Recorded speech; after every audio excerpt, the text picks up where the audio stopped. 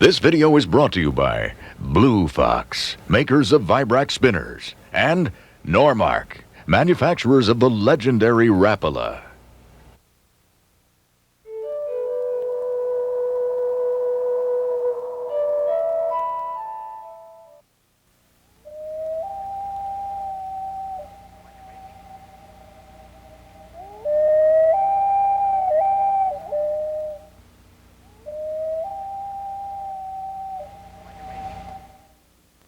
Of the 7 species of black bass, only 2 command widespread angling popularity.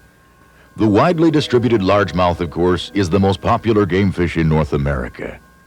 But the smallmouth epitomizes both beast and beauty in one dynamic package of mystery and might. Only the bronzeback, as it is often called, commands instant respect from each and every angler.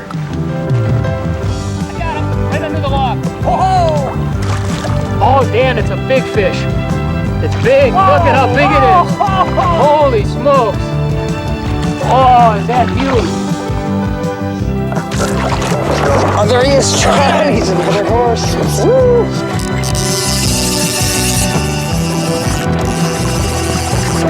You got a good one, Larry!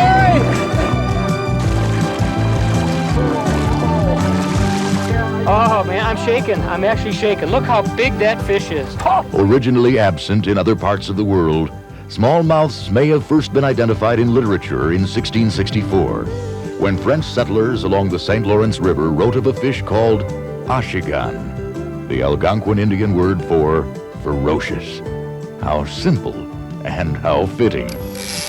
The smallmouth has charisma, a certain something that instantly endears, powerful, robust, brutish, yet projecting dazzling grace and beauty in its consecutive head-shaking leaps. All right. The smallmouth fascinates anglers. The smallmouth grows to impressive size, too. The present world record weighed 11 pounds, 15 ounces, was 27 inches long, and had a girth of 21 2/3 inches. It was caught in Dale Hollow Lake on the Kentucky-Tennessee border in 1955. Most fish, however, run less than 3 pounds, and a 5-pounder is considered a trophy. Smallmouths often live 8 to 10 years, with 15 being about the maximum. Smallmouths were originally found in the Great Lakes and the waters of the St. Lawrence, Upper Mississippi, Ohio, and Tennessee drainage systems. It's been widely transplanted and now thrives from California to Maine. Within this broad range, smallmouths aren't distributed widely, however. Even in the waters it inhabits, smallies are rarely the dominant species. Because they're rarely as common as other popular game fish, understanding the life of the smallmouth bass is a critical step in learning to catch this species consistently. This show describes smallmouth bass in natural lakes and reservoirs. Though it was primarily a river fish in its original range, it's gained great popularity among anglers who ply the lakes and impoundments where smallies thrive. Smallmouth behavior in the relatively placid waters of lakes and reservoirs differs distinctly from their behavior in rivers. In rivers, they may make seasonal movements of many miles as water levels and forage dictate, but in lakes they generally don't range far, a trait that has led some to consider them homebodies. Whether found in lakes, reservoirs, rivers, or pits, the smallmouth is characterized by an energetic aggressiveness displayed in every aspect of its lifestyle. Precisely the quality that makes it the valued game fish it is. Oh, yeah. Well, how do you like that? Nothing wrong with a smallmouth like this.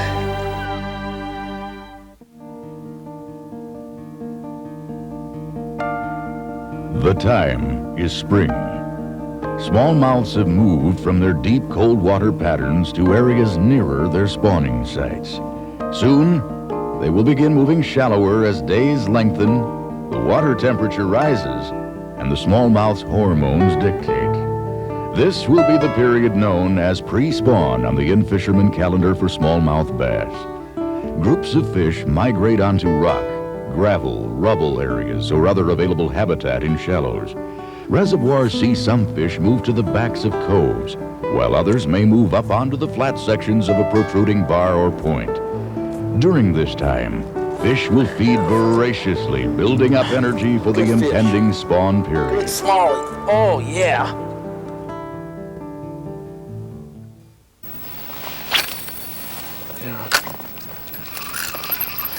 Something on the surface out there. I don't know what it is.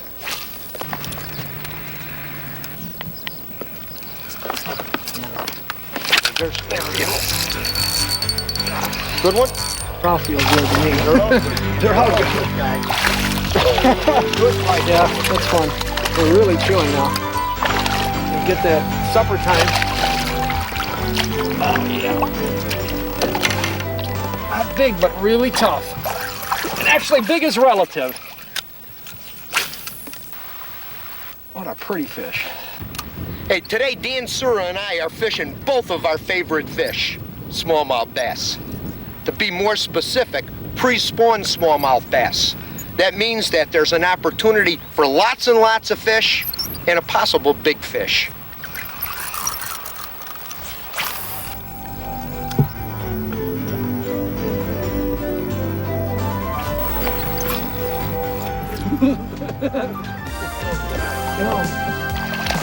Oh, yes. I love it. Power drum? Sounds on it too. Power drum. Yep. It's fish after fish after fish, but we're not scoring on them big ones like we're talking about, them real big ones. You know, when you're talking these pre-spawn fish like that, one of the reasons for the success is what you got is a lot of fish in real confined areas. In smallmouth areas, here's what you look for. Locating the best available spawning habitat is a real key to catching spring smallmouth bass. Smallmouths often use shallow main lake shorelines and shoals during the pre-spawn, spawn, post-spawn cycle. By comparison, largemouths tend to move into the back end of bays or channels to spawn. Rather than move a long distance to the back ends of bays or channels, smallmouths move into shallow sections of points or shoreline flats. Generally, these are a short distance from summer habitat. Remember, smallmouths are homebodies and generally don't roam long distances. The prime areas for pre-spawn smallies are large flats composed of mixed gravel, sand, boulders, and wood. The key areas on these flats are corners adjacent to deep water. Regionally, the timing of pre-spawn smallmouth bass movements varies. Reservoirs in the mid-sections of the U.S. may start in March. In the northern sections of the smallmouth range, pre-spawn begins in May. Hey folks, water temperatures in the upper 50s mean fast action. Oh, that's what it's all about, bud. Oh, I knew that power worm would be out. Strong fish.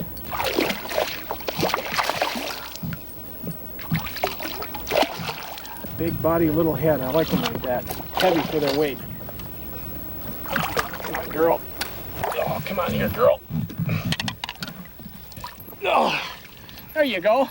She's a good one, Al. You bet. Let me show you a little bit about the baits we're using to take these pre-spawn smallmouth bass, folks. I mean, they're going 10 on a hook at times. And when they're up, running and aggressive, you'll want to use a search lure. Here you go, folks. Rattle baits like this Rattling Rap and inline spinners like this Vibrex are excellent for eliminating water quickly and efficiently when you're out searching for fish. Once you've made fish contact, you want to slow down, and I like to use this little 1/8 ounce jig head and this 4-inch power worm, or you could use a power tube like Al's got. Very efficient method. Run and gun, slow down, and pick them off. Oh, come on, baby.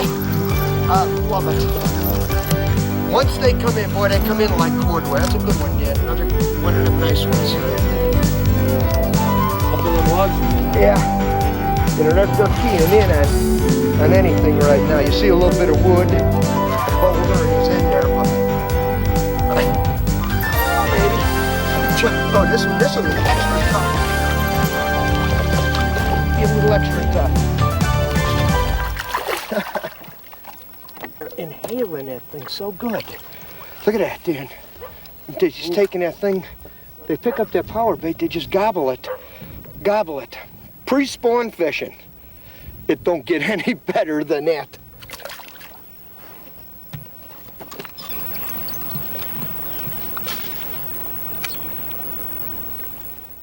think it's real important to remember that we are not fishing spawning fish. We're fishing pre-spawning fish. And I don't care what species you're after, don't fish spawning fish. Pick up that pre-spawn mode, stay with it. Once the fish go on the bed, leave them alone. And I'm gonna get one right now. Ooh. That one's pounding. Just a pounding. Pounding.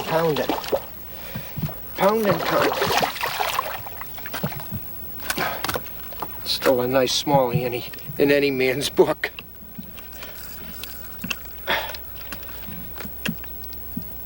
Boy, I hooked that. That one picked it right up off of the bottom. There. My favorite fish. No question about it. Nice fish. Nice She ran right at me. I didn't think she was this big. Nice fish. Head shaking, real right like me.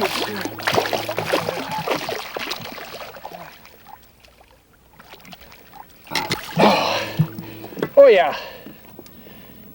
You know, one thing about these smallmouth bass and a pre-spawn movement, if you want to take advantage of the very, very best fishing, the late afternoon, after the sun has been out a while and had a chance to warm things up, these fish will move into the shallows and they'll really, really start chewing. Remember that late afternoon bite. Don't miss it.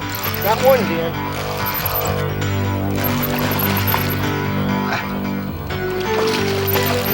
Pre-spawn smallmouths. Now that's what I call action.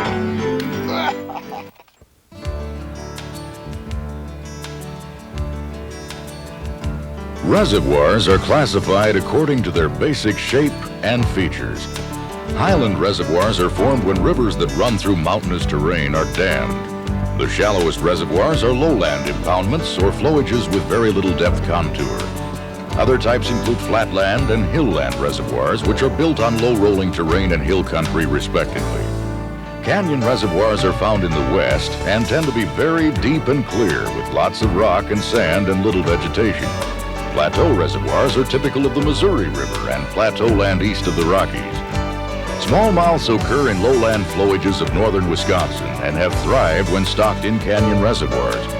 This species is capable of adapting to a wide variety of waters, but the reservoirs where smallmouth bass often become the dominant predator species are mostly of the highland and hillland type. These waters are deep, usually have good water quality, are rather clear, and provide sufficient prey fish for smallies to become abundant and grow large.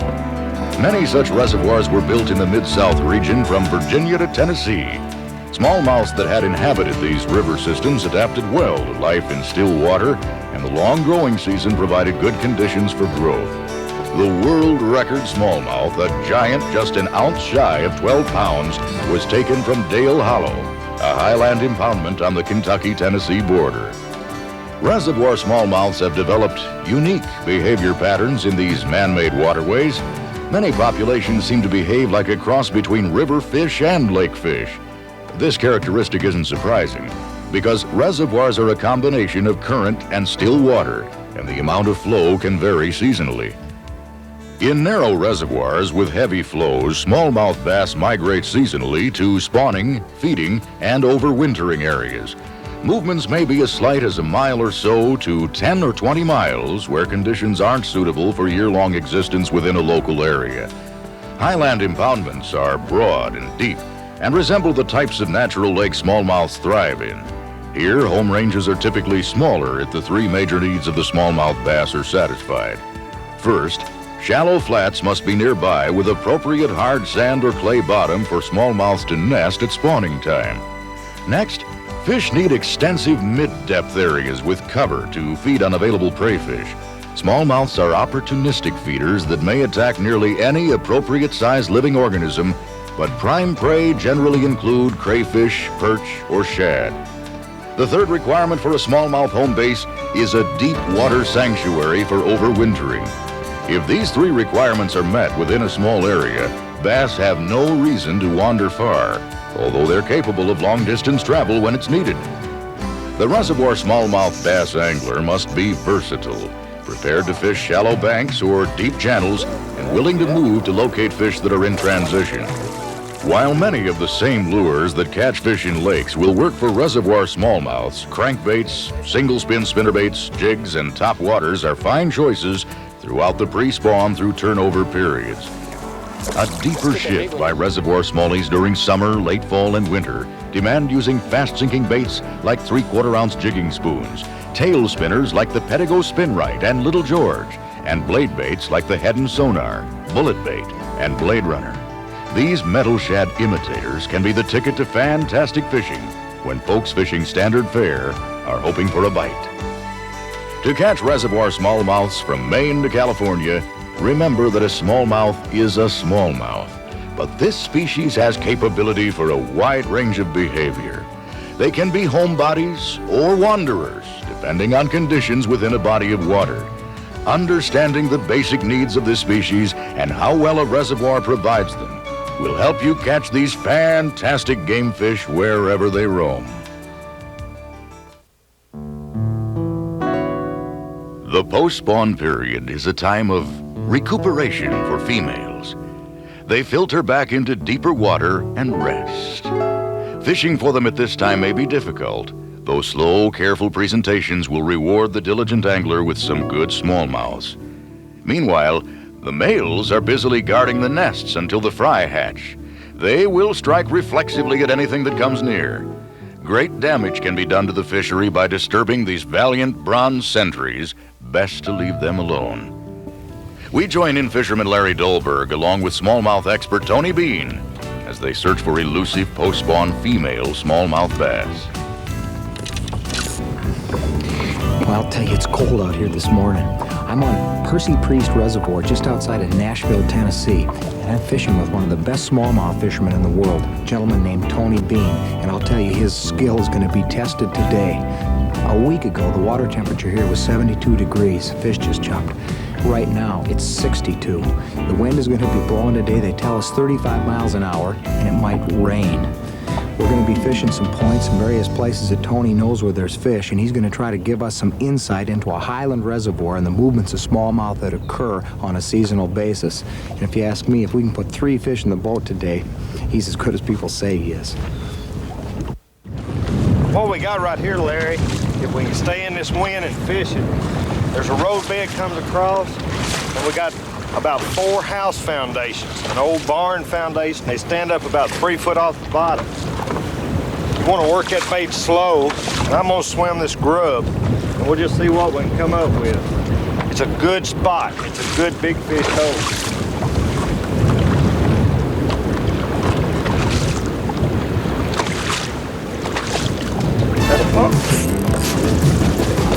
Got him coming right at me. All right. Yeah, pretty decent fish. Pretty decent fish.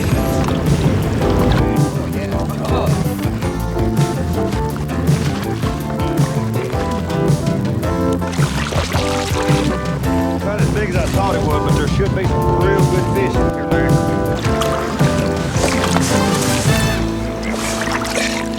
That's a decent smallmouth.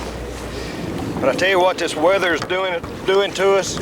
Look how white this fish is. Yep. It means she's been out in deep water. This front's really backing them off. Man-made structures play a key role for fish location in most reservoirs. Some of the most common are flooded roadbeds, foundations from old buildings, stone walls, and fence rows. These areas provide both a food shelf and structure for smallmouth and their potential forage. Any good hydrographic or topographic map will show the man-made structures that existed prior to the flooding of the reservoir basin.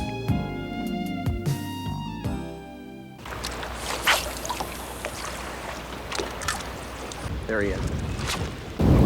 All right, nice.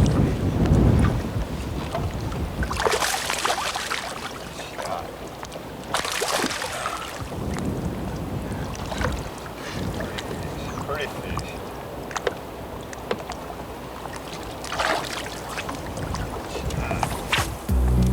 As in any body of water, points are important, and hillland reservoirs like Percy Priest are loaded with them. This illustration represents a point at the mouth of a cove. Here, the channel of the feeder creek forms a home base, offering varying depths. The flat on the tip of the point serves as an area to ambush forage like minnows or crayfish. The presence of a few stumps or rocks adds greatly to the potential of this already excellent spot. Swimming a grub like you're doing, that fish is going to think that that's a shad. The way I'm working this bait, crawling it across the bottom, it's going to be a crawfish to that bass.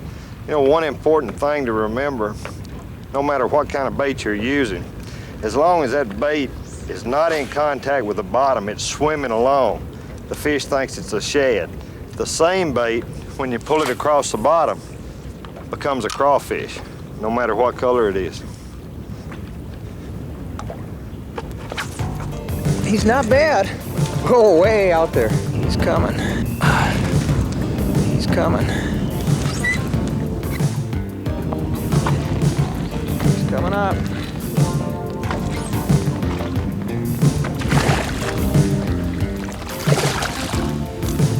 He's a good little feller. It's just so hot.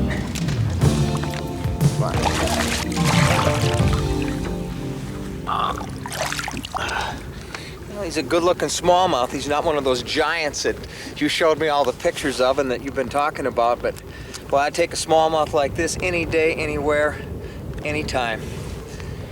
Oh, beautiful little critter. Beautiful little fish.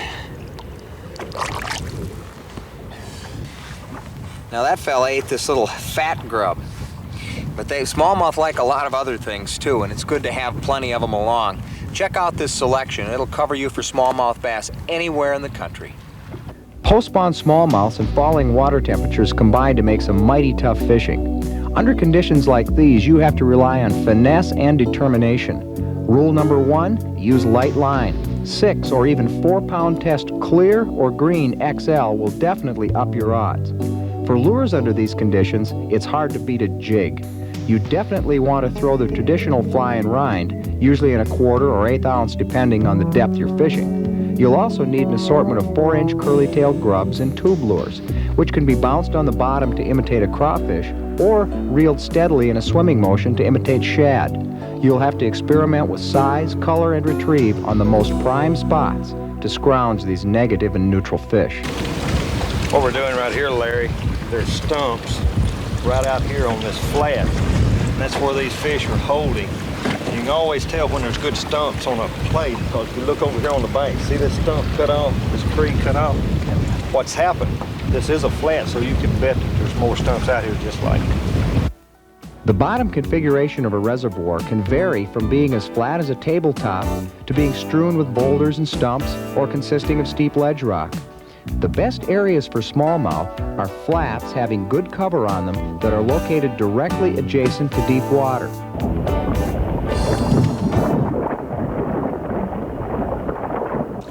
There he is. You know, the more different places I fish for them, the more I realize smallmouth everywhere have a lot in common, both in terms of where they live and how much fun they are to catch. That's why it's so important we practice catch and release. The summer calendar periods see fish moving from the area around their spawning sites to the locations they will inhabit for the duration of the warmer water summer months. It's a time when nature comes alive and consequent feeding activity is in full swing. Smallmouth set up in predictable patterns as the water temperature rises and the food chain develops. The peak period of feeding usually coincides with a span of relatively calm, very warm weather. In many cases, this is the first really hot summer weather of the season, and more importantly, the first hot nights of early summer. The midsummer period then progresses with fish activity continuing to be patternable and feeding relatively consistent. Though the groups of smallmouths will now find numerous habitat options, versatility and presentation are the keys. Whether you're fishing a northern natural lake in Michigan, a hillland reservoir in Kentucky, or a Canadian shield lake, smallmouths usually set up on the best available habitat in the shallow to mid-range depths, generally between 5 to 25 feet throughout the midsummer months.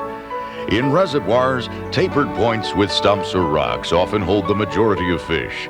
In natural lakes, points, sunken islands, and flats with rock and mixed weeds usually concentrate smallies. In Canadian shield lakes, shallow sunken humps, exposed reefs, and multi-leveled points all hold fish. It all depends on what's available. Let's join Larry Dahlberg and smallmouth guide John Herrick with insights on locational patterns and presentation methods for smallmouths during the midsummer months. We're sitting in 27 feet, casting over a 15-foot hump, catching smallmouth on. Oh, beautiful! Catching smallmouth on surface poppers. Boy, and he inhaled it. He just inhaled it. Come on up. Come on. Boy, they're just so strong.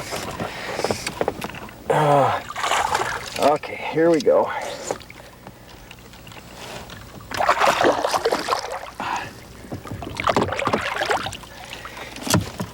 And not the biggest fish that run up here, but boy, anytime you can catch bass like this on top, on flies, or any other way, you're in luck.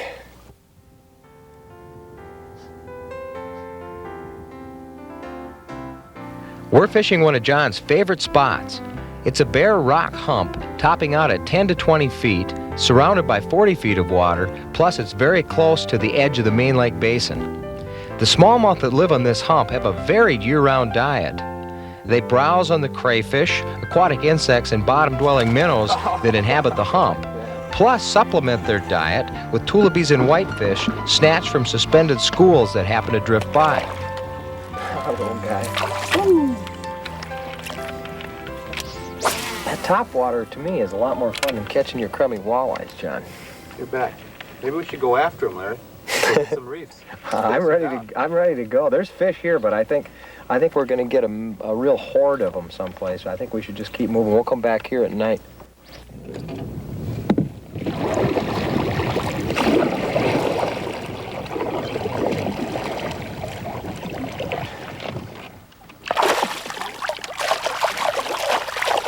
So aggressive.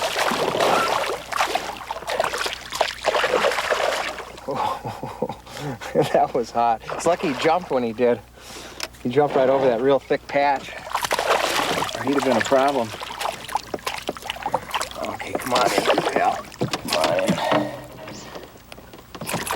Oh, John's on one. You got him? Big boy. Oh, he's a good one. Just Right like on the this one. edge of the weed, Larry. Oh, gorgeous. Gorgeous. Nice smallmouth. Good.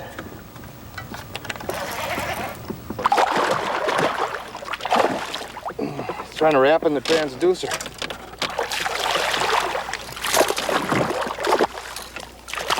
Looks like the prop baits are the ticket today, Larry. Top water. Break the hook gauge.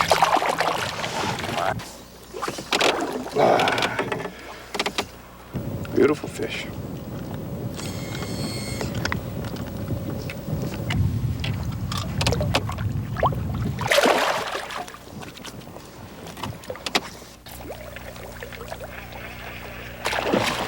Ooh, nice.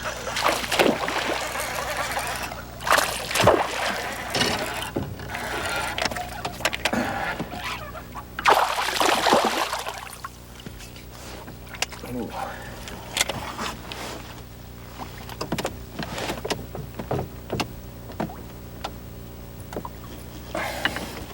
Not a jumbo, but a nice one. And a real biter. He attacked. Good looking fish. Bonk.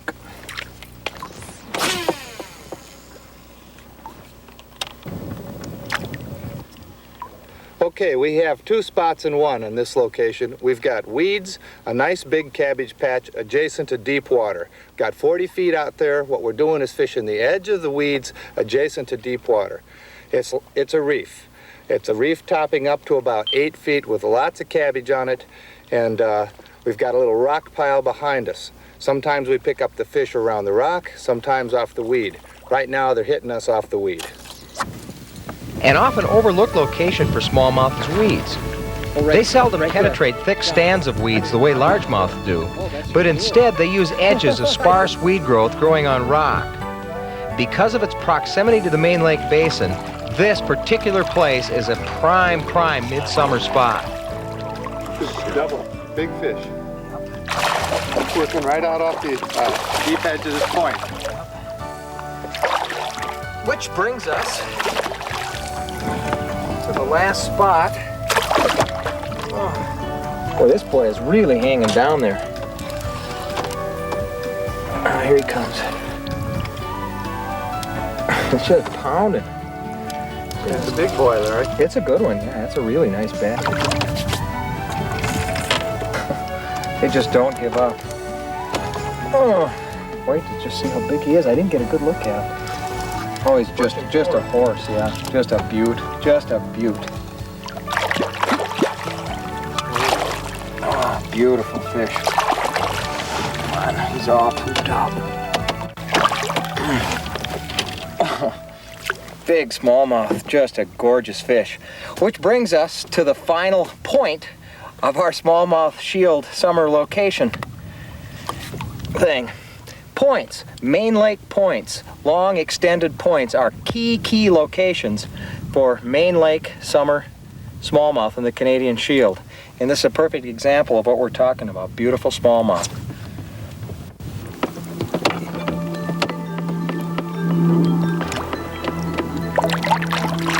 Not all points are created equal. For example, long points are almost always better than short points. And even a short point is almost always better than no point at all.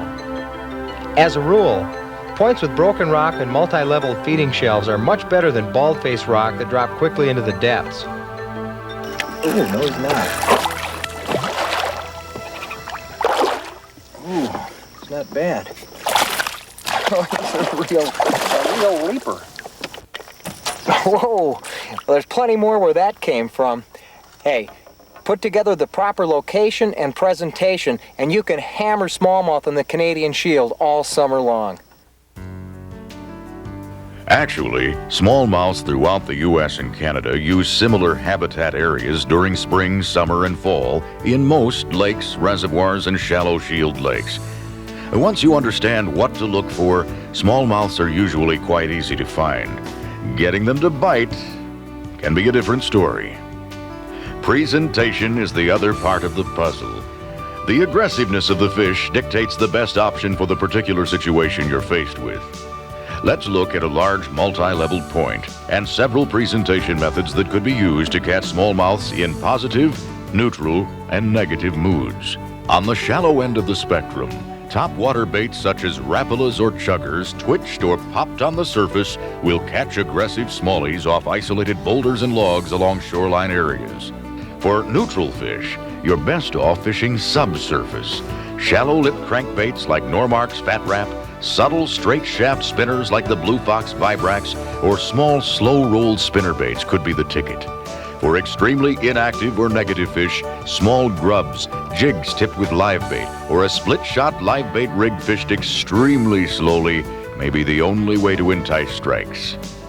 Dropping deeper into the mid-depth range, 6 to 15 feet, deeper running lipped crankbaits like the FR7 Fat Wrap or Rattling Wrap can quickly and effectively comb large flats or the sharper drops along their edges.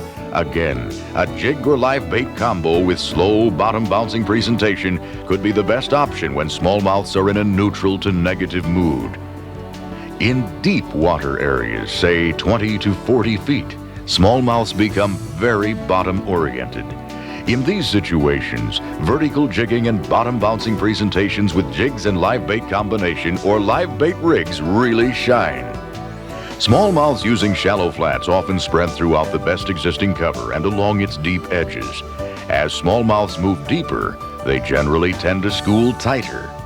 By late fall, numerous fish could be concentrated along a 100-foot section of prime drop-off adjoining a smallmouth home area. Bait size is an important factor when making lure choices. Smallmouths prefer smaller baits compared to those fished for their cousin, the largemouth.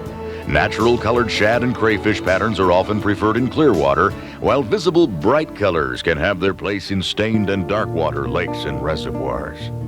The post-summer period is a time of impending change, which sees a reversal of summer's warming process. Days are still hot, but nights are often quite cool, so the surface water temperatures begin to drop steadily. Some plants begin to die, and the food chain operates at a slower pace. Fish are very catchable still, and a variety of patterns will exist. Another big, beautiful smallmouth. Timed it just right, too. She's hooked right in the lip. I got one, Tom. That's just where you want it. And that's how you want them hooked, too. Get out of there. Nice bass. Dave, you want to turn the boat? I got one rolling here. Okay, I'll back up. Well, you were wrestling with that last critter. Something picked my crawler up. Smallmouths don't really move around a lake very much. They're real homebodies that develop distinct, localized colonies or families. And so in order for an area to have a good smallmouth population, it has to have everything available that smallmouth needs all year long. And that really boils down to about 3 major elements, just like these. First off, smallmouths need a shallow sand, gravel, rock area for spawning. The bottom must be soft enough to sweep out a nest, but not so hard as to prevent nest construction.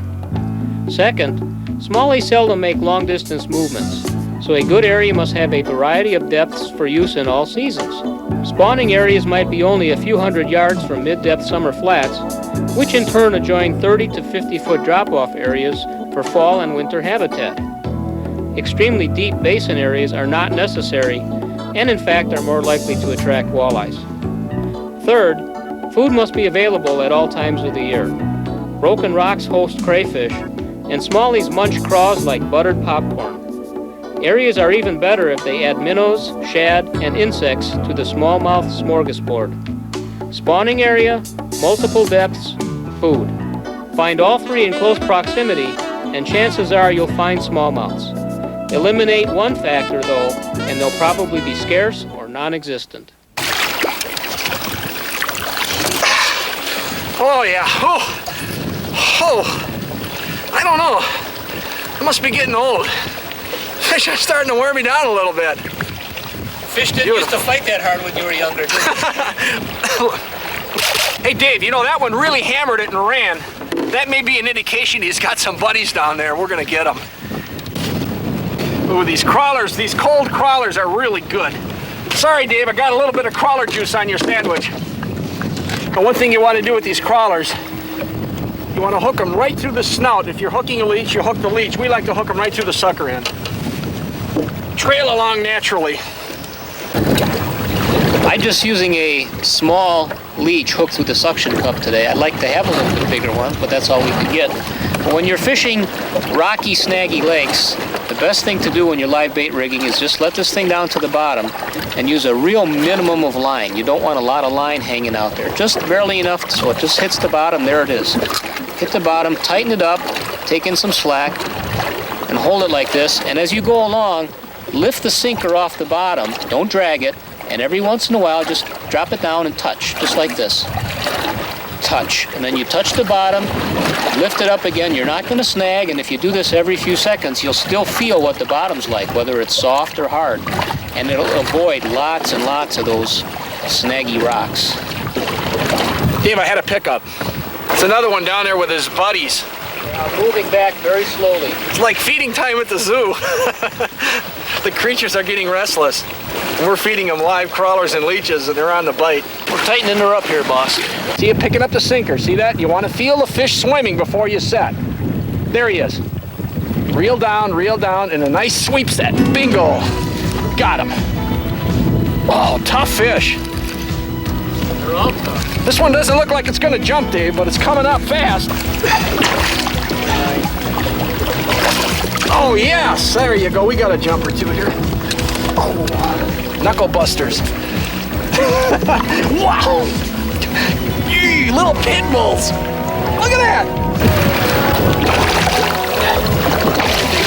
Oh, Dave. Just gorgeous fish. That was a heavy hit. I don't know what that baby is. That should be a significant fish. Oh, yeah. Oh, tough as nails. I don't know what he is yet. He's coming up. It's got to be a bass. It's got to be a good bass. Here he comes. Up top. Good bit. Oh, yeah. Huge. You get that marker out. Ooh, that's a big bass. That's a knuckle buster bass. Well, you got 10 knuckles, bud. This is really a big bass, Dan. Why are you backing off on him, Dave? I'm not nervous. No.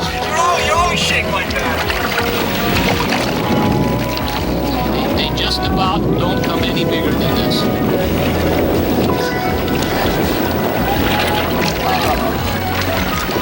That is one big.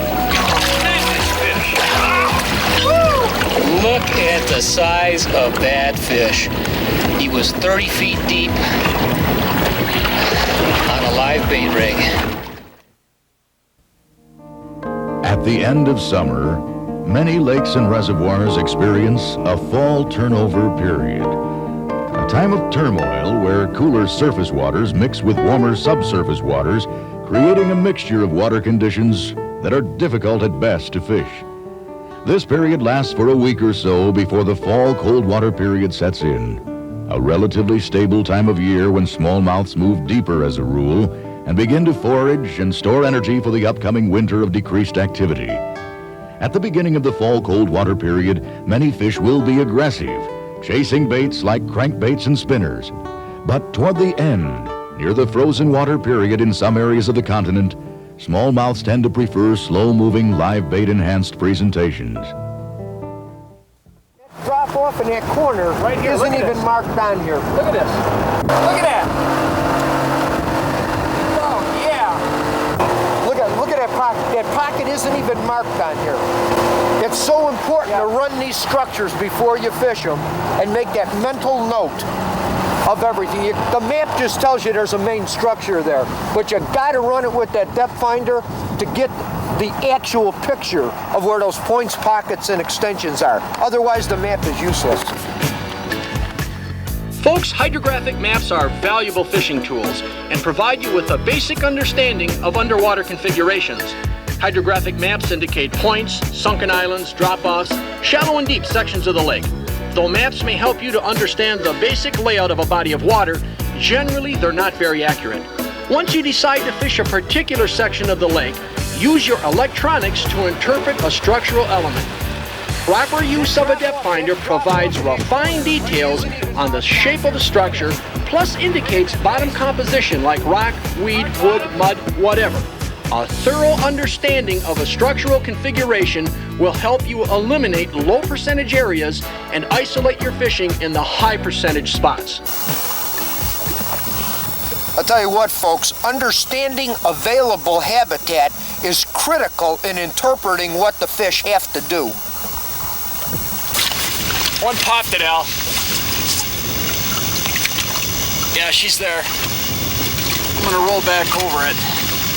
This one's up in that upper shelf here. This one's in 14 feet. And I mean exactly 14 feet. Yeah, she's there. She's there. Pick up some of this line before I set the hook.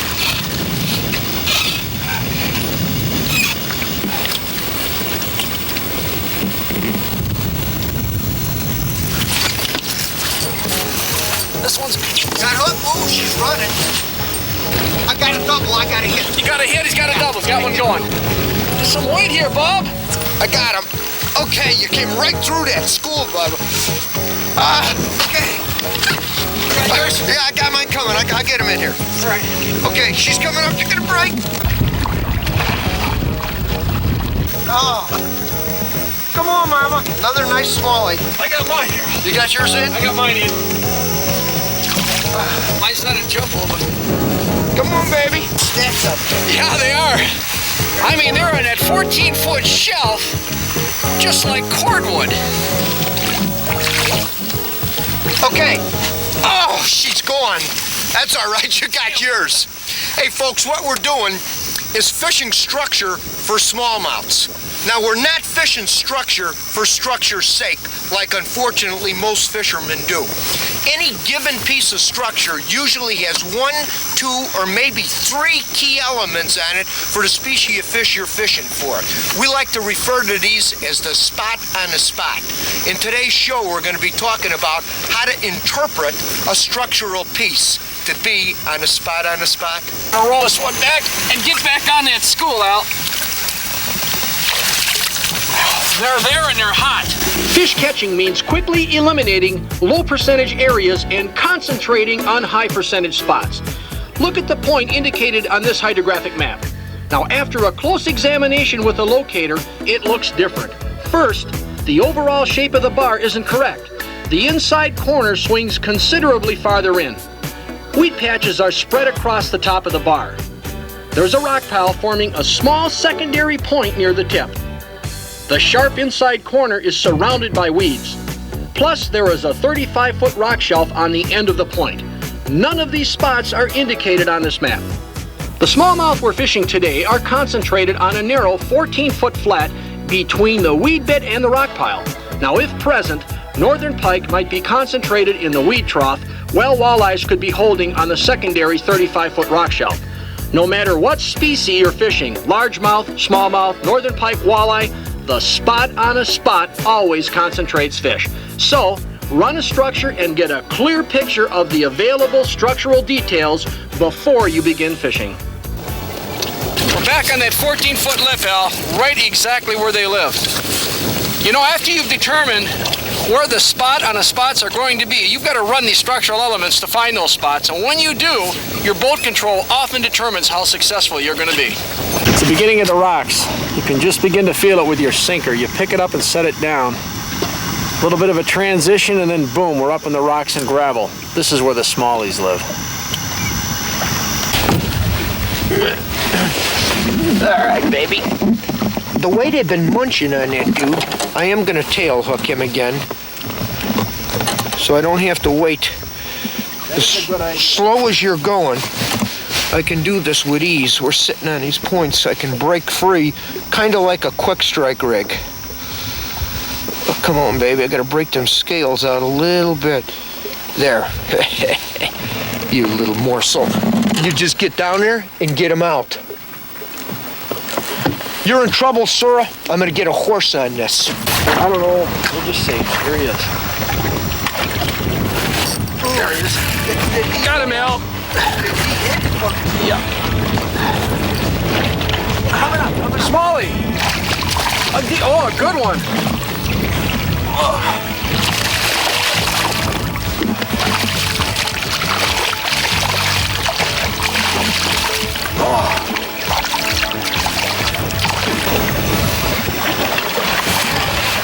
Come on, Jaws. There's more where you came from. There. How's that, Al? You know, folks, understanding the water you're fishing is really key to success. Take the time to learn the environment, find the options that are available to the fish, fish them slowly and carefully, and you'll get fish like this. I guarantee it. Put you back. This kid wants to go down there and crawl down a fish's mouth. I love it. Get down there, baby. Nope. That's the water temperature. We got 48.9 here now. I'm right on the edge of drop-off 10. The weeds are just up here. It goes from 10 to 25 right away. When that water temperature gets around 50 degrees or colder, that's your sure indication of trophy time for everything. It starts dipping below 50 in the 40s. I mean, it's big smallmouth, not lots. It's big northern, not lots. It's big walleyes, not lots. It's big largemouth, it's big muskie. One thing you have to have for this late fall fishing is patience. Got a little bit of snow coming down. One thing about fall fishing that you got to remember, nothing, absolutely nothing is better than either live bait or live bait like a jig and a minnow combo. Now sure, you can catch fish possibly on spoons and on plastics at this time of the year, but odds-wise, live bait or live bait combinations is the ticket. Tipped off at her, Dan, in that 2020. Boy, my minnow's working. There she goes. There she goes. I tipped off in that, look at that, look at it. Oh yeah, she's screaming. She stopped there. That could be a big eye. Yeah, that's what I dropped down off there. drag is going. Oh, I got her. I got her. Oh, come on. I can't catch up to her. There. I finally got up to her. Oh, yeah. Man, was that fish fast. Man. Don't let anybody tell you these. Watch your line. Watch your line. Where are you? Oh, yeah. Small job. Yeah. That fish came charging off of that deep water hole. Whoa.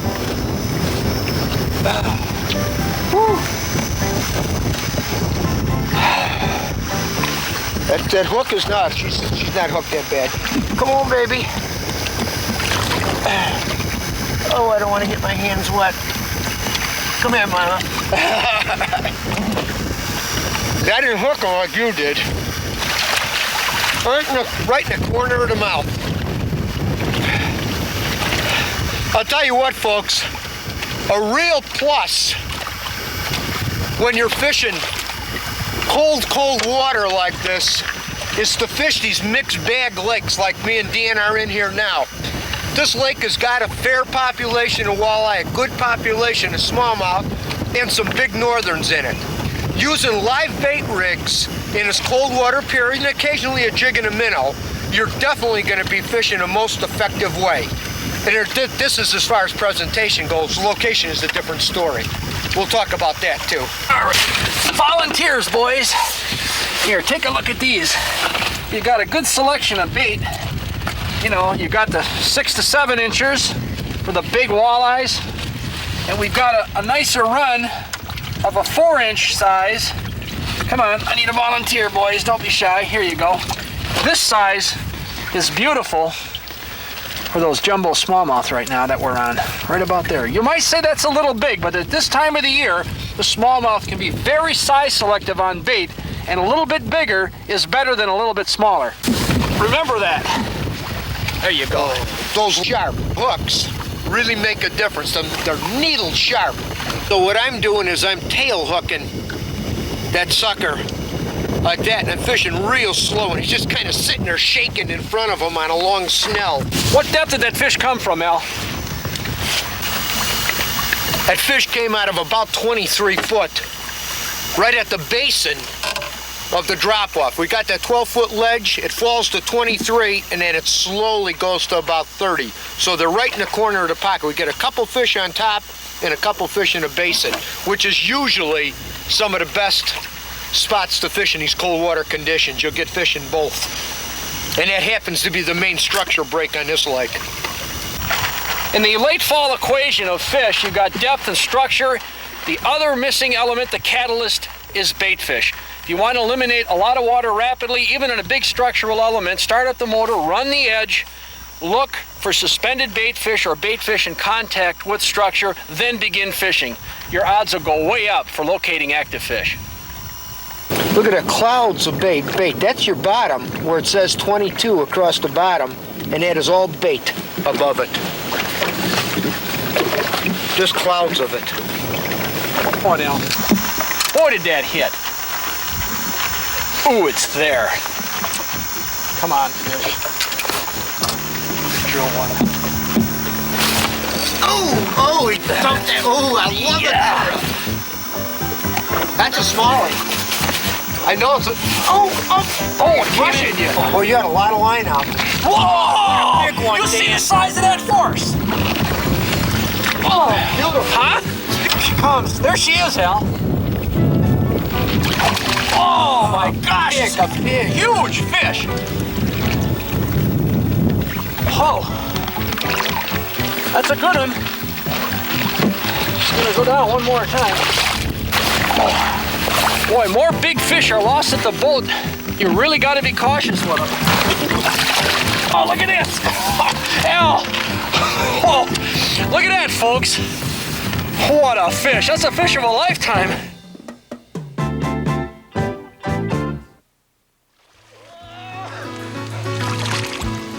Here's an equipment checklist that'll enable you to catch smallmouths anywhere they swim. First, let's talk about rods. Light 5.5 to 7 foot medium action spinning rods are ideal for throwing light jigs, grubs, and live bait rigs. 5.5 to 7 foot medium action bait casting rods work for crankbaits, topwater lures, and deep water jigging presentations with heavy spoons or tail spinners. Monofilament line ranging from 4 to 12 pound test will cover the majority of your needs. Most smallmouth lakes and reservoirs have relatively clear water, so the lighter you can get by with, the better off you are. Baits. Smallmouth live in diverse habitats. To match the conditions you'll be faced with, you need 6 categories of baits: crankbaits, popwater, spinner baits, jigs and soft plastics, deep water jigging spoons, and last but not least, terminal tackle for live bait rigging. Let's start with crankbaits for use in spring, summer, and fall. Crankbaits in crawfish, shad, perch, and shiner patterns are real producers. Arm yourself with shallow and deep running fat wraps like 5s and 7s. These baits run 3 to 15 foot deep. Shad wraps in sizes 5, 7s, and 9s will run from 6 to 14 foot.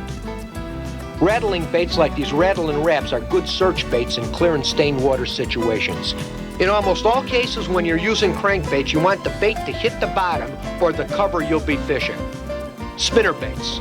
Number 2 and number 3 Blue Fox Vibrex spinners are great shallow water spinners for situations 5 feet or shallower.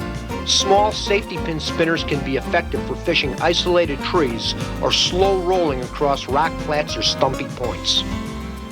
Topwaters are unquestionably the most exciting type of smallmouth fishing.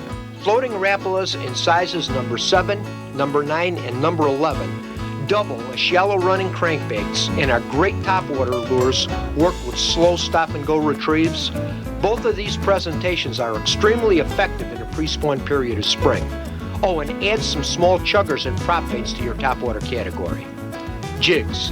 Carry a good selection of 1/16 to 1/2 ounce in neutral or natural colors for clear water conditions and bright colors for darker stained water. Tip them with small pork chunks, minnows, night crawlers, or leeches. These are your prime ammunition for smallmouths in neutral or negative moods. Don't forget a supply of 1/16 to 1/2 ounce jig heads and 4 to 6 inch soft plastic worms, 2 to 4 inch grubs and tube baits. For deep water situations, add some 1/4 to 3/4 ounce jigging spoons, tail spinners, and blade baits. Don't forget an assortment of terminal tackle for making live bait rigs, a variety of hook sizes, split shot, number 10 barrel swivels, and 1/8 to 1/2 ounce sinkers. Combine this with the equipment we talked about, and you'll be able to catch smallmouths anywhere in the country, north, south, east, or west.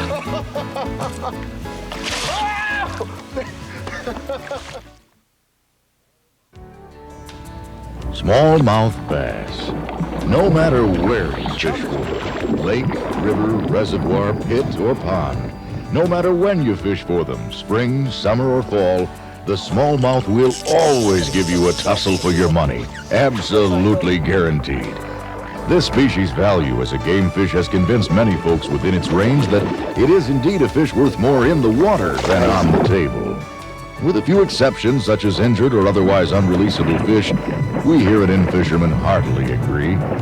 And though we love to catch almost anything that swims, the smallmouth has become somewhat of a mascot to us here, for the reasons we've just outlined in this program. We truly respect the species that much. If you'd like to learn more about the smallmouth bass, get yourself a copy of our book on the subject. It's guaranteed to help you catch more fish more consistently. Write Smallmouth Book, Post Office Box 999, Brainerd, Minnesota 56401.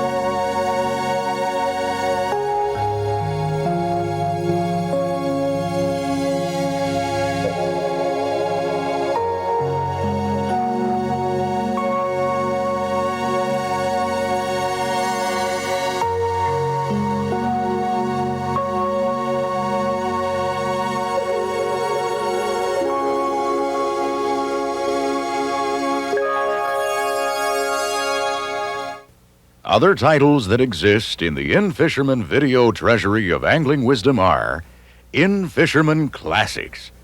You know, for years you've been hounding us to make our award-winning television shows available in home video form. Well, we're doing that and a whole lot more. The In Fisherman Classics takes you back to the beginning of In Fisherman television and guides you right up to the present. It's a chronicle of events that shape the course of modern angling. There he is, Johnny. The Tactics and Strategy series consists of the same kind of hard-hitting action and entertainment provided by the award-winning television specials while delivering the most in-depth educational how-to fishing ever laid down on video. These tapes are guaranteed to set the standard by which all others are judged.